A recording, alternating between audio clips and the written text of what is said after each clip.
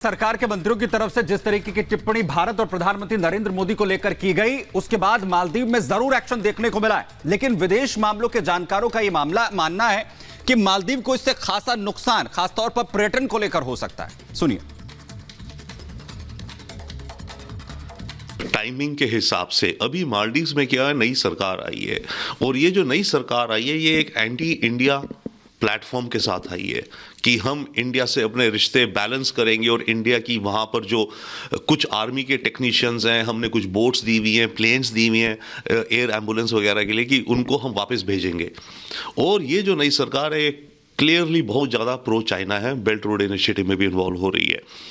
ऐसे सरकार अभी पावर में आई है और ऐसे में अभी के समय प्राइम मिनिस्टर लक्षद्वीप गए और प्राइम मिनिस्टर ने वहाँ जो टूरिज्म प्रमोशन की जो ट्वीट्स कर दी, उसको देख करके मालदीव्स की सरकार या बहुत लोगों में जो एंटी इंडिया लॉबी है वहाँ पर, उनको ये लग रहा है कि इंडिया लक्षद्वीप को प्रमोट करके मालदीव्स को नुकसान पहुंचाना चाहता है, क्योंकि मालदीव्स की इकोनॉमी डिपेंड करती है टूरिज्म पे। 1/3 इकोनॉमी करीब $2 बिलियन सालाना टूरिज्म से आता है मालदीव्स में, राइट।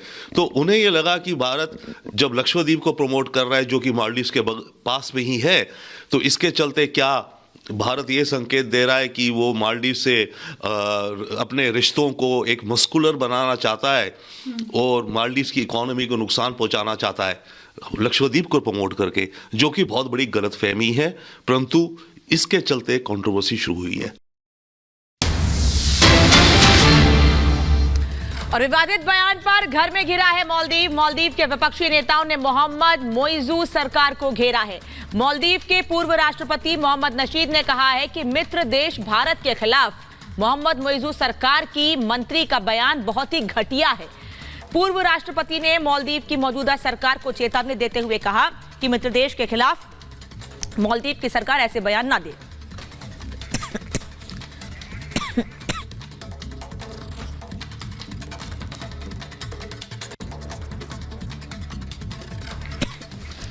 मित्र देश के खिलाफ ऐसे बयान देना गलत है, ये कह रहे हैं नशीद पूर्व राष्ट्रपति। ऐसे बयान ना दे मालदीव सरकार, और ये जो बयान है वो बेहद गलत है। भारत के खिलाफ ऐसे बयान बर्दाश्त नहीं किए जाएंगे। विवादित बयान पर घर में घिरा है मालदीव और मालदीव के नेताओं ने सरकार को घेरा है और सरकार के मंत्रियों पर सवाल खड़े किए हैं। मालदीव के पूर्व राष्ट्रपति ने यह बयान दिया है कि जो भी कहा गया है वो गलत है। मित्र देश के खिलाफ जो भी कहा गया है, मित्र देश यानी भारत के खिलाफ जो भी कहा गया है वो गलत है। ऐसे बयान ना दे मालदीव सरकार।